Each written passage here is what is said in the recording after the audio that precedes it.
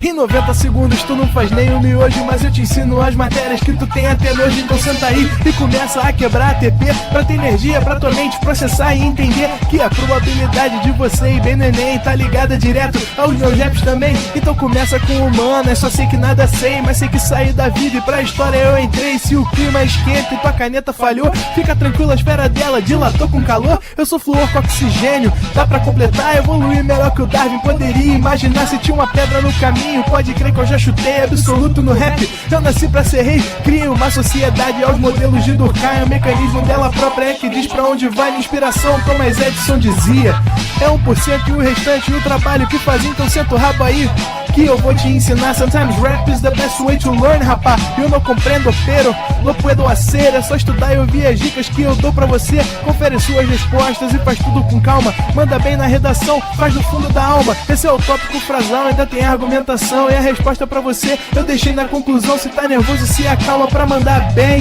E se liga nos vídeos que eu te preparo pro Enem.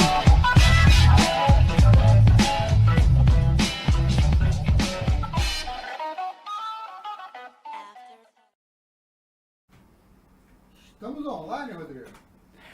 Fala, pessoal! Gente, mais uma aula de Biologia 2. E agora a gente começa um novo bloco de assuntos. Um assunto que tem uma incidência muito boa no Enem, uma incidência boa, parece bastante, e é um assunto super fácil. Lembra? A gente passou ali, ó, pela ecologia, que era um assunto tranquilinho, aí passamos pela genética, a galera sofreu bastante, e agora a gente volta, né, a navegar em águas tranquilas. A gente volta para falar sobre a origem da vida. Pessoal, hoje vai ser a origem da vida, mas na nossa próxima aula teórica, a gente vai começar a falar sobre Lamarck, Darwin, provas da evolução. Então a aula de hoje ela é quase um aquecimento. Não é um assunto que por si só caia bastante, mas é um assunto que vai te dar boas bases. E tem muita história pra gente contar hoje, né? Então, para eu te contar um pouquinho dessas histórias sobre a origem da vida, cara, vem pro quadro aqui comigo. Vamos lá. Aí, gente, quando eu falo de origem da vida, é uma das primeiras perguntas que a humanidade tem.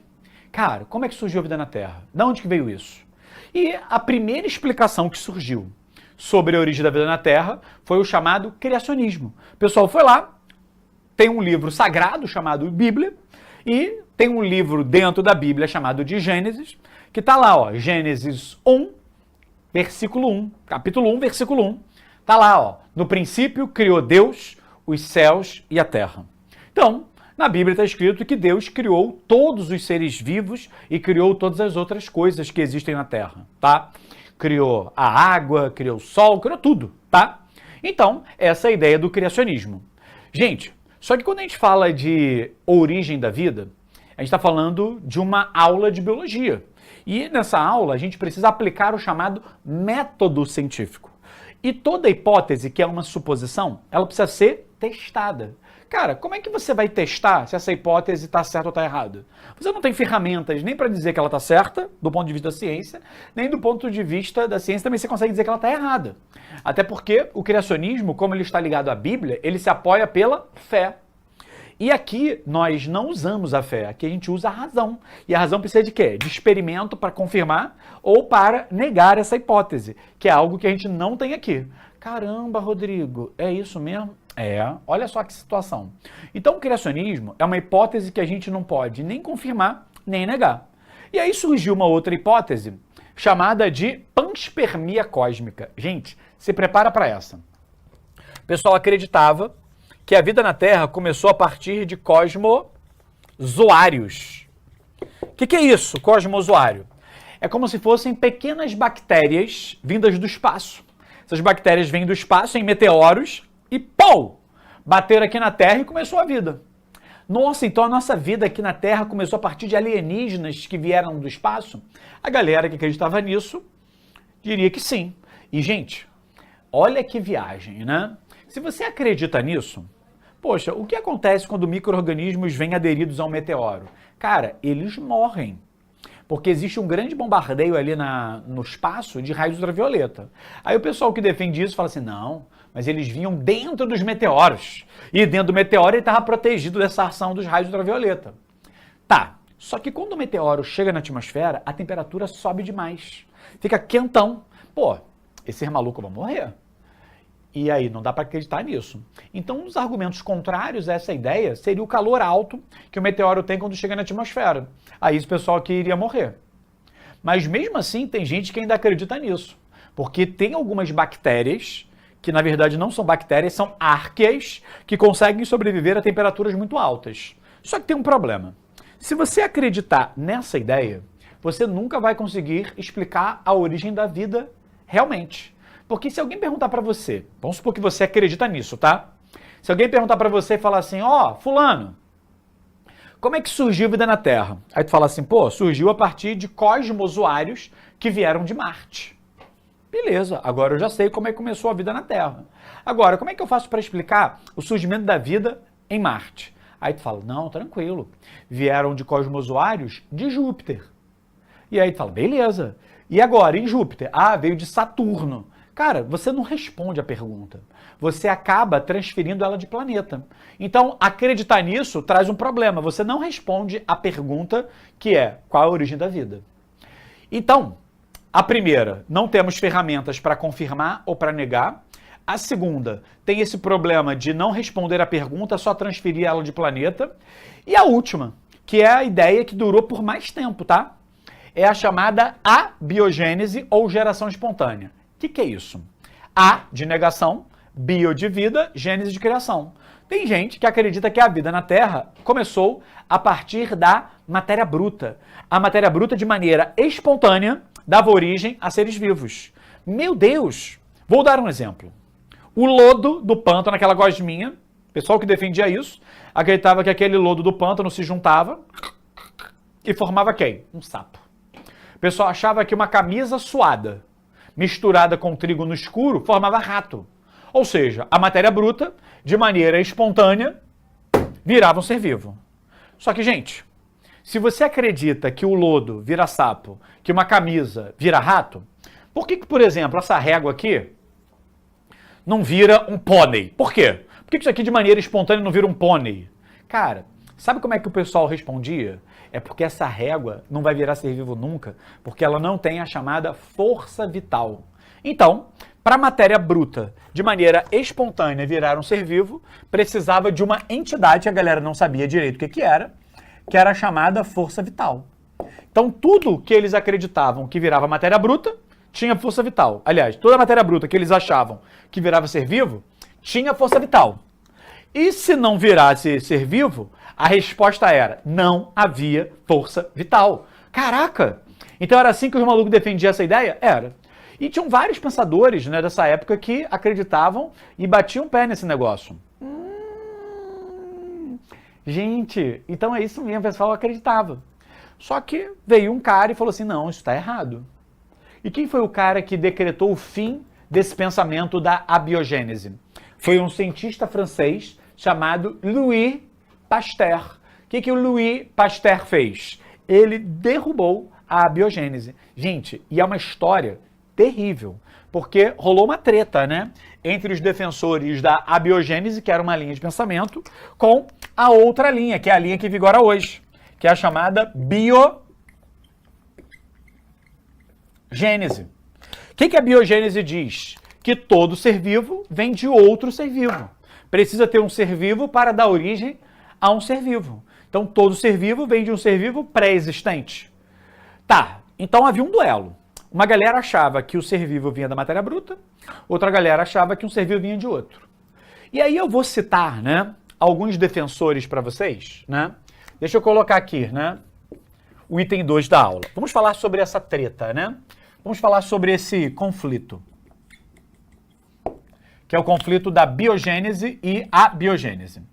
O primeiro defensor, né, dessas ideias foi um italiano chamado de Francesco Redi. Cara, o que o pessoal achava, tá? Até o Redi, todo mundo acreditava na abiogênese. Todo mundo achava que a matéria bruta dava origem ao ser vivo. E as pessoas tinham uma ideia que era o seguinte, carne podre dava origem a larvas de mosca. Então, da carne podre, de maneira espontânea, surgia a larva de mosca. E, gente, nós sabemos que isso é caô, isso é mentira. Na verdade, as moscas adultas vêm, colocam seus ovos nessa carne e eclode a larva.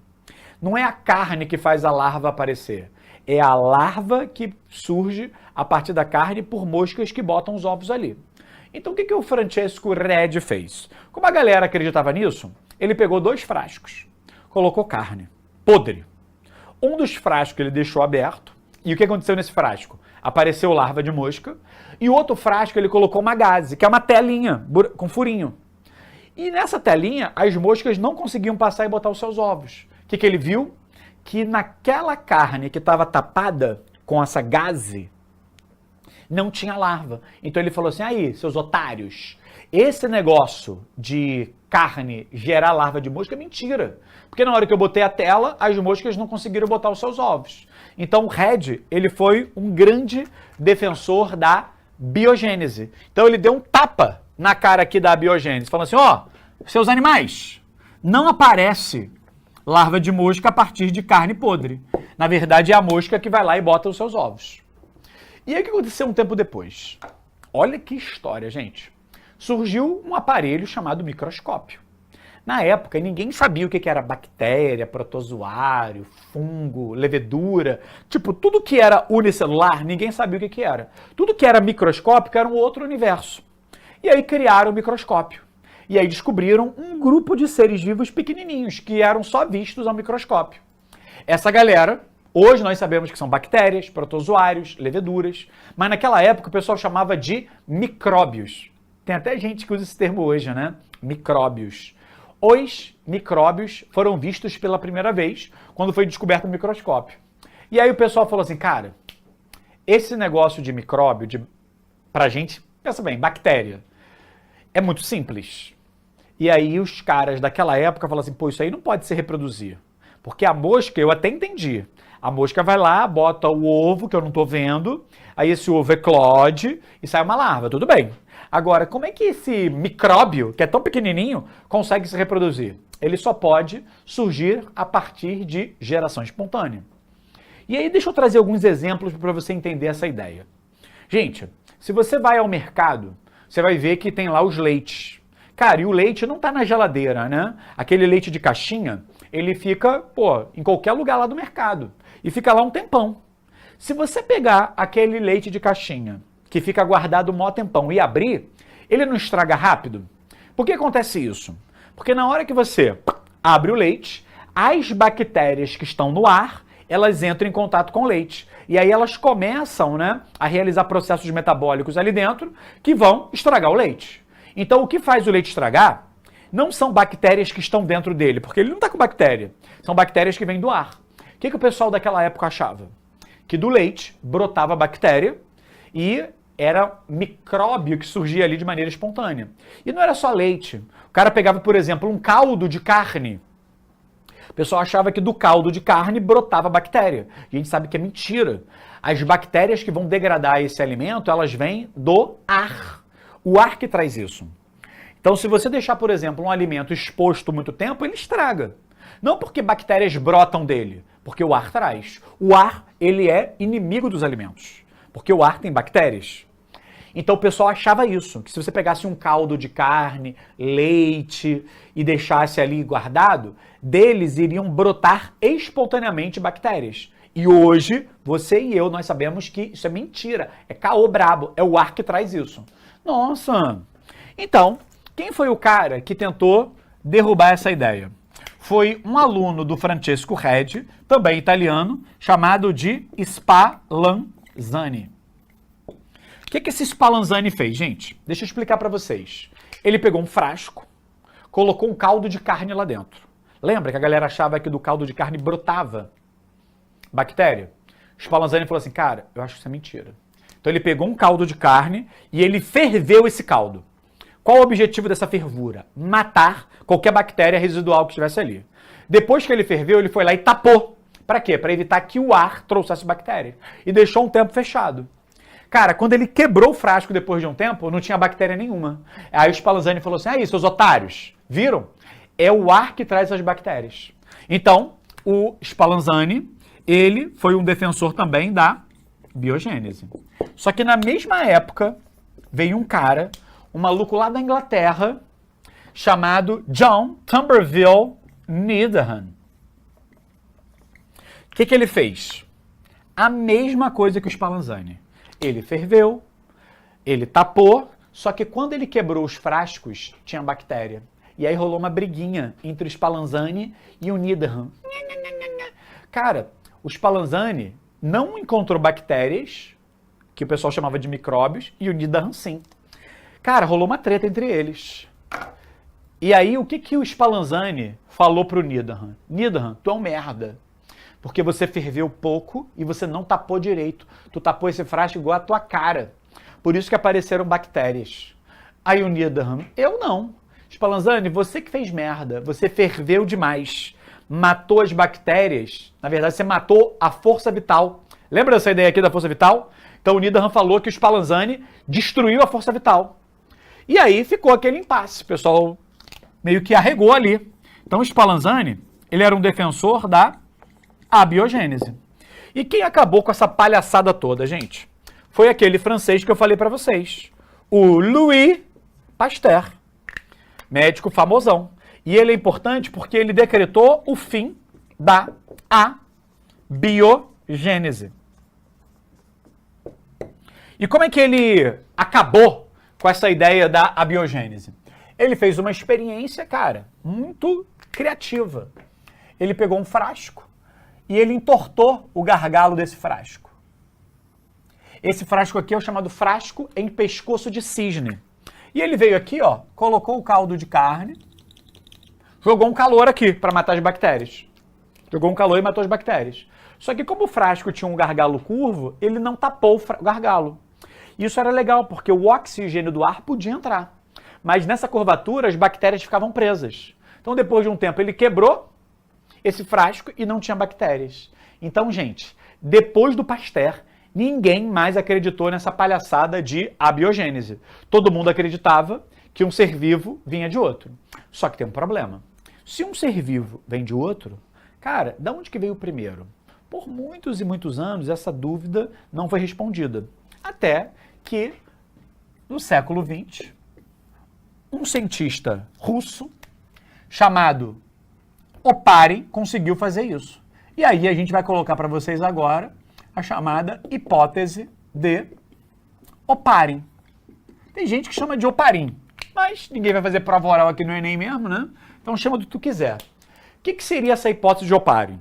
Seria uma explicação de como surgiu a vida na Terra.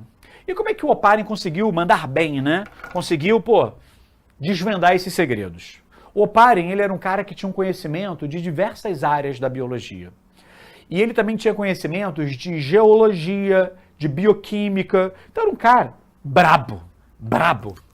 E aí ele pensou o seguinte: como que era a Terra primitiva? Como é que seria a Terra em seus primórdios? Gente, primeira coisa, era um lugar geladinho, gostosinho, clima de inverno, ou era quente pra caramba? Cara, muito quente. Então, primeira característica, altas temperaturas. Muito quente, um calor danado. Outra coisa, chuvas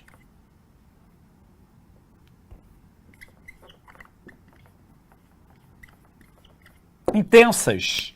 Chuva pra caramba, gente. E essas chuvas, elas eram acompanhadas de descargas elétricas. Raio pra caramba, hein? Muito raio. Outra coisa, era quente porque havia uma intensa atividade vulcânica. Muito vulcão ali, ó, jogando gases na atmosfera. Um calor danado, né? Chuvas, de uma água muito quente. E além disso, na atmosfera não tinha esse gás aqui, ó, oxigênio. Não tinha oxigênio na atmosfera.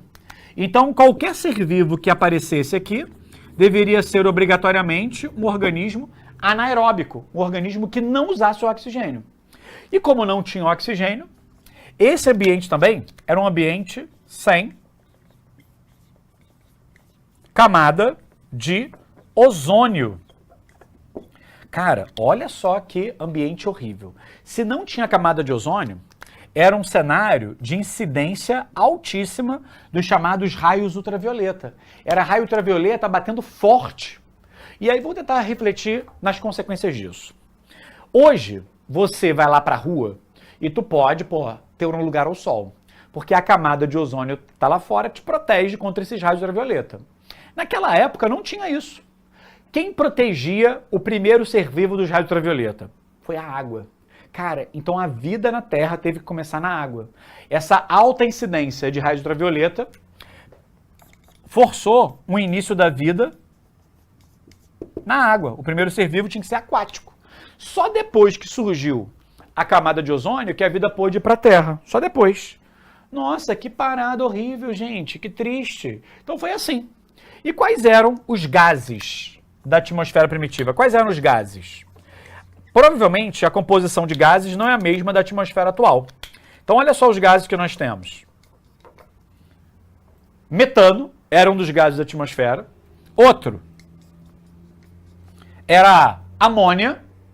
Outro era o gás hidrogênio. E o último era a água na forma de vapor. E, gente, ter esses 4 gases era fundamental. Por quê? Todos os gases têm hidrogênio. E o hidrogênio é necessário para ter vida na Terra. O metano fornece carbono. A água fornece oxigênio.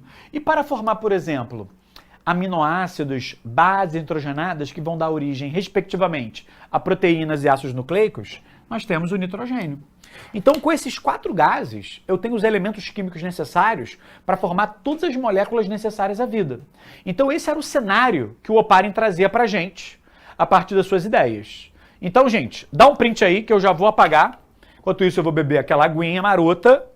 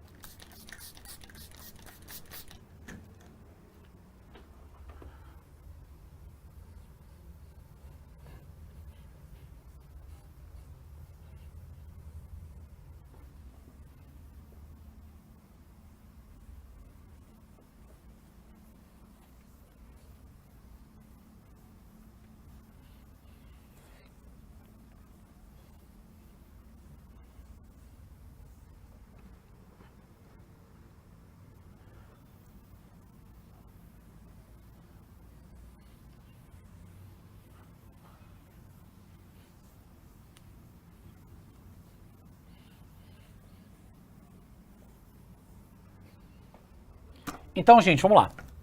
Vamos explicar como é que era esse modelo do Oparin, né? Tudo começava na associação desses 4 gases aqui.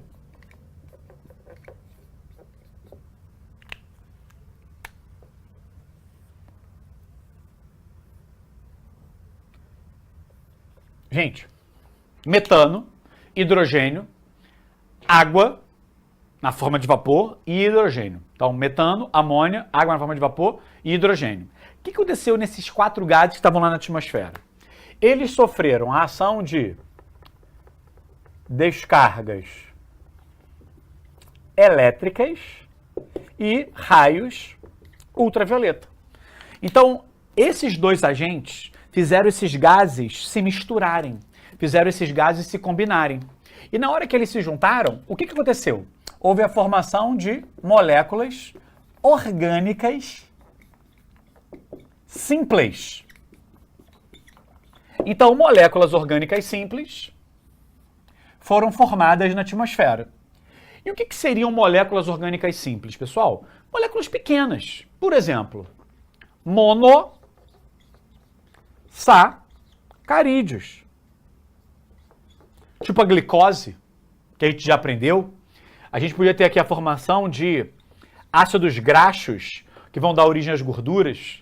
Poderia ter aparecido aqui, sabe quem? Aminoácidos. ácidos. Poderia ter aparecido aqui, ó, bases nitrogenadas. Ou seja, gente, moléculas simples. E aí essas moléculas estavam lá na atmosfera a partir da reação desses 4 gases com esses 2 agentes aqui. E aí o que aconteceu? Naquela época tinha muita chuva. E a temperatura, ó, ela era alta. O que as chuvas e a temperatura alta fizeram? Fizeram essas moléculas reagirem entre si. E aí eu deixo de ter moléculas orgânicas simples e passo a ter moléculas orgânicas complexas. Rodrigo, o que seria isso? Ao invés de ter monossacarídeo, agora esses monossacarídeos se juntam e eles formam os polissacarídeos. Esses ácidos graxos se juntam e vão formar os lipídios. Esses aminoácidos se juntam e vão formar as proteínas. E as bases hidrogenadas vão dar origem aos ácidos o quê? Nucleicos. Gente, então olha que coisa fantástica, né? Segundo a ideia do Oparin, essas moléculas simples se juntam agora e viram moléculas complexas. E elas estão onde? No mar. O mar da Terra primitiva. O Oparin, quando olhou para isso, chamou esse mar cheio de nutrientes, sabe de quê? De sopa primitiva. Ou sopa primordial. Porque, gente, quando você se alimenta, você está ingerindo o quê? Proteína, carboidrato, lipídio, que é o que está aqui. Então essa sopa é como se fosse um alimento. Nossa! E o mais incrível é que um cientista americano chamado Stanley Miller, ele conseguiu provar que esses 4 gases aqui, ó, eles conseguiam, né? Esses 4 gases aqui conseguiam virar essas moléculas daqui. Ele pegou um sistema de tubos, jogou os 4 gases lá dentro. E ele colocou 2 eletrodos para jogar descargas elétricas e bombardear com raio ultravioleta. Sabe o que aconteceu? Esses 4 gases viravam essas moléculas orgânicas simples. Então esse primeiro pedaço da hipótese do Oparin, ela conseguiu ser confirmada, ela conseguiu ter apoio científico. Então olha que coisa fantástica. Então nesse tubo que o Stanley Miller, esse cientista americano, criou, ele gerou ali, ó, esses compostos simples aqui. Tudo bem? E como é que isso evolui para virar um ser vivo? Gente, a próxima etapa foi a formação dos coacervados.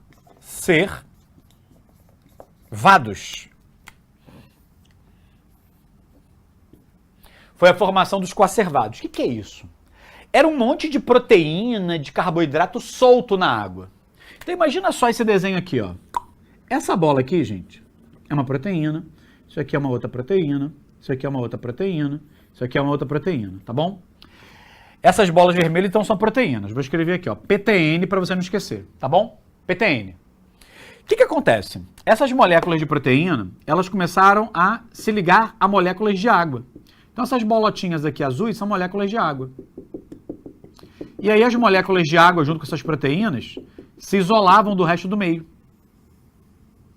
E toda vez que a água se junta a proteínas, isso forma o que a gente chama de coloide. Ou seja, é uma estrutura meio que gelatinosa, é uma estrutura meio que gosmenta. Isso é maneiro, porque lembra que tinha água ali? Essa gosma começa a se isolar do resto. Então, o que é o coacervado? É esse agregado de proteínas com água que começa a separar do resto, porque ele fica mais denso, mais viscoso. E o que aconteceu? Esse coacervado, ele absorveu um ácido nucleico. E aí eu vou te trazer uma pergunta. Quem você acha que surgiu primeiro? O DNA ou o RNA? Ela fala assim, pô, Rodrigo, é o DNA que manda. É, mas tem que lembrar de uma parada. Quando você começa algo, você começa esculachando ou você começa na humildade? Gente, tu tem que começar na humildade, tem que começar suave.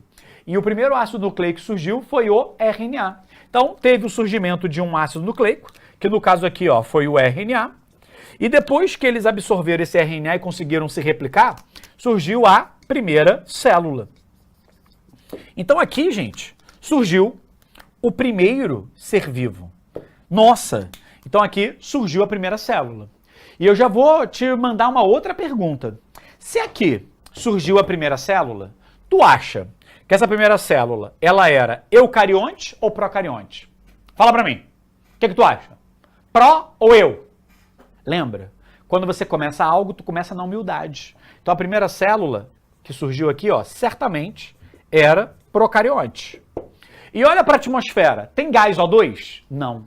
Então, além de procarionte, essa célula vai ser anaeróbica.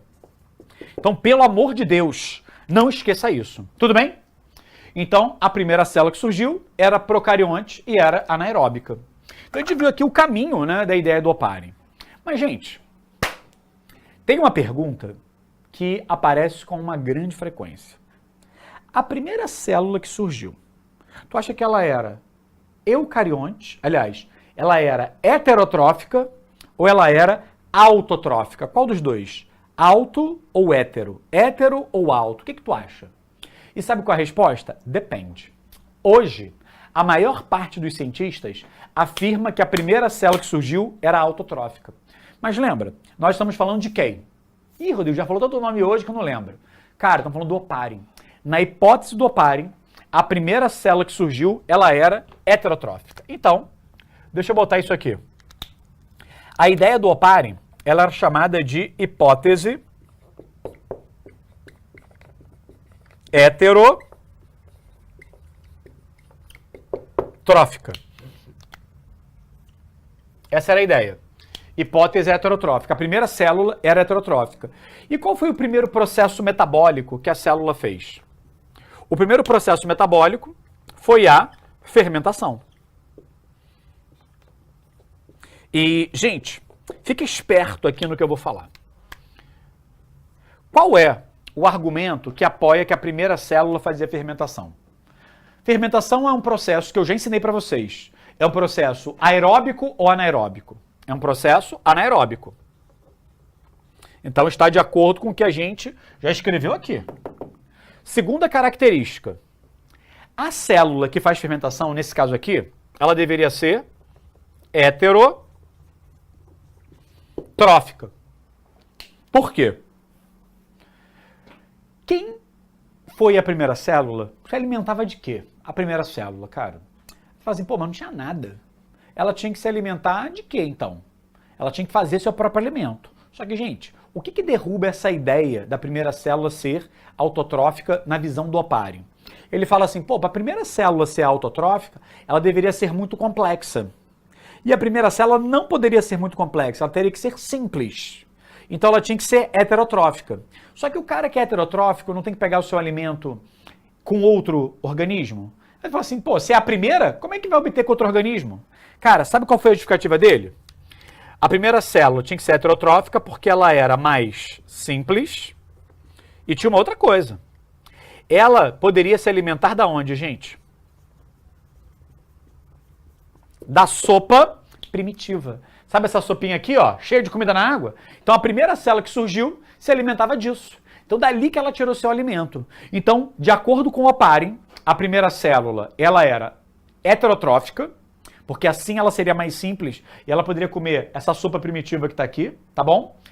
Outra coisa, como não tinha oxigênio, ela tinha que ser anaeróbica e ela era fermentadora. E provavelmente, tu deve lembrar de uma fermentação que eu já ensinei para vocês, que era a fermentação lática. Aí, quem lembra da fermentação lática? Quem lembra? Quem lembra? Cara, a fermentação lática era uma reação... Desculpa. Eu queria falar com vocês, na verdade, da outra fermentação. É a fermentação alcoólica. O que era isso? Eu pegava a glicose, gerava 2 moléculas de etanol, que era o álcool, e eu liberava 2 moléculas de CO2. Saía 2 moléculas de CO2 nessa brincadeira aqui. E isso, gente, é extremamente importante. Porque na atmosfera primitiva não tinha CO2. Então, quem permitiu que o CO2 fosse liberado? Um dos tipos de fermentação que foi a fermentação alcoólica. Então, a primeira célula que surgiu, ela era procarionte, ela era anaeróbica, ela era fermentadora e heterotrófica. E realizava fermentação.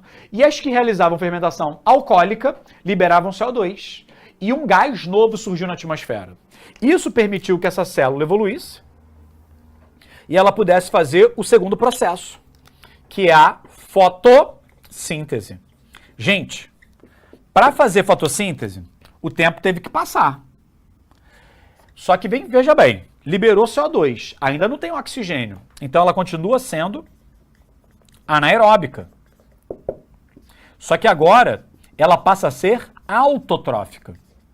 Aí alguém vai mandar assim, pô, mas tu acabou de falar que era hétero. Sim, a primeira. Daqui para cá, passaram milhões de anos. O Pokémonzinho aqui, ó, evoluiu. Ficou mais complexo. E como a galera daqui, que realizava fermentação, comeu a sopa, gente, a sopa acabou. Agora, amigo, tem que dar teu jeito. Então essa célula evoluiu, adquiriu uma capacidade que é de realizar a fotossíntese. E não dava para começar para a fotossíntese, porque para realizar a fotossíntese, qual é o gás que eu gasto? CO2. E o CO2 necessário veio daqui. Tu lembra como é que é a equação da fotossíntese? Ó, CO2 mais água, água já existia, para dar glicose mais O2. Então esse CO2 que foi liberado na fermentação lática veio para cá. E aí permitiu que a célula, gente, fizesse fotossíntese. E aí ela gera glicose, e se ela gera glicose, ela gera seu próprio alimento. Então ela é uma célula autotrófica. Que lindo! E surge uma novidade aqui, o oxigênio. E aí muita gente fala assim, nossa, que maravilha, agora as células vão ser aeróbicas. Gente, infelizmente, eu tenho que te contar uma história triste. Quando a célula começou a fazer fotossíntese e o oxigênio começou a ser liberado, os seres que estavam na Terra eram seres anaeróbicos. Na presença desse oxigênio, eles morreram.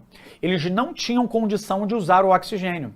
Foi um período de muita mortalidade dos anaeróbicos. Esse período foi chamado de o holocausto do oxigênio, que foi um extermínio em massa de seres anaeróbicos restritos. Então, quando o oxigênio foi liberado aqui, talvez você fale, pô, que maravilha. Não, uma galera morreu. Segunda coisa, a crosta da Terra era feita de ferro. O ferro em contato com o oxigênio reage. Então não tinha oxigênio na Terra primitiva, mas tinha ferro. Aí o ferro metálico reagiu com o oxigênio e formou o quê? Os óxidos de ferro. Então você vai ver que boa parte das rochas que a gente tem na superfície da Terra é formada por um óxido de ferro, ou seja, oxigênio mais ferro que reagiu quando esse cara que foi liberado. E só depois que o oxigênio se ligou a todo o ferro disponível que ele pôde ir para a atmosfera. E ainda tem um problema. Gente, quando o oxigênio foi para a atmosfera, ele reagiu com esse cara daqui, ó, metano. E aí eu vou trazer uma informação para vocês. Lembra da aula de ecologia que eu falei que o metano, ele é um gás que retém muito calor, ele é um gás estufa? Por que a Terra primitiva ela era tão quente? Porque tinha muito metano. E o metano é um gás que tem 20 vezes mais capacidade de reter calor do que o CO2. Então, como a atmosfera era lotada de metano, era quente pra caramba. Só que aí o oxigênio reagia com esse metano, diminuindo o nível de metano. E aí a temperatura da Terra foi diminuindo. Era quente pra caramba, foi diminuindo, ficou gostosinho. Só que, gente, não parou aqui. Continuou descendo a temperatura. Ficou gelado pra caramba. Surgiram as eras glaciais. Eita, Rodrigo, que merda! É.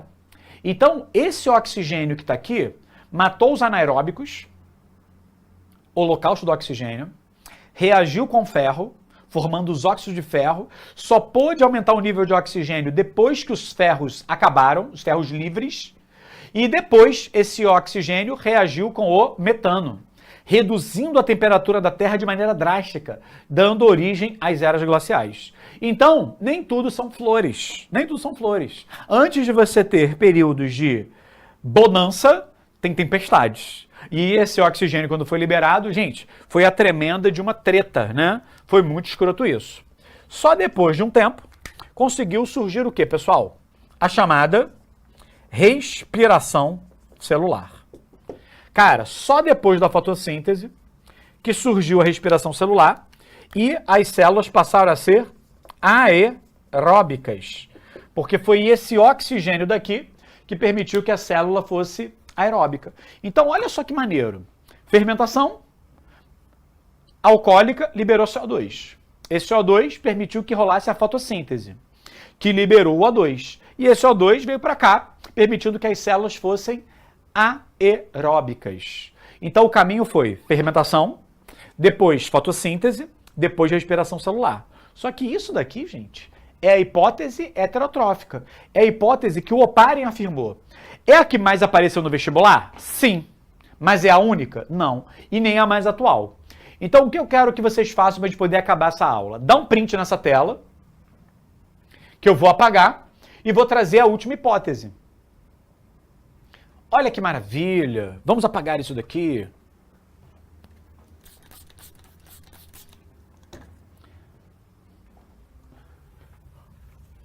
Gente, a hipótese mais atual, que é a que é aceita hoje em dia para explicar a origem da vida na Terra, é a hipótese autotrófica. Então vamos falar dela. Mas infelizmente, ela não é a que mais cai, tá?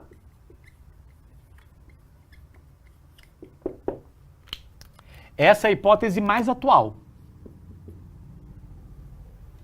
E quais são os argumentos para essa hipótese ser verdade? Quem acredita nisso fala que essa sopa do Oparin não era suficiente para alimentar os seres. Não era o suficiente. Então o primeiro ser vivo tinha que ser autotrófico. E sabe qual foi o primeiro processo que surgiu? Foi a quimiossíntese. Gente, a quimiossíntese é um processo autotrófico que eu produzo glicose a partir de reações químicas. É muito simples isso. Então, de fato, dá para crer nessa história. Então, o primeiro ser vivo fazia quimiossíntese, gerava alimento. E aí esse alimento virava energia a partir de quê? Da fermentação. Porque lembra, não tinha oxigênio. Então a quimiossíntese gerava glicose, fermentação quebrava essa glicose. A outra parada foi a fotossíntese que surgiu. E a última etapa aqui, ó, foi a respiração celular. Então, seu lindo, sua linda, a hipótese autotrófica e heterotrófica são bem parecidas, só muda o começo. Cara, na heterotrófica não tem quimiossíntese e na autotrófica tem.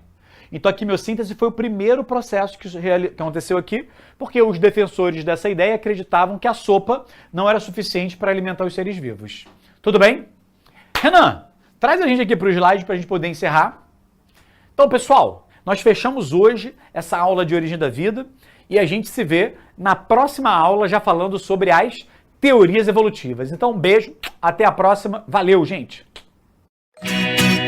Assista nossas aulas a hora que você quiser. Vem com o Pro, o cursinho online que mais aprova no Enem. Assine em proenem.com.br.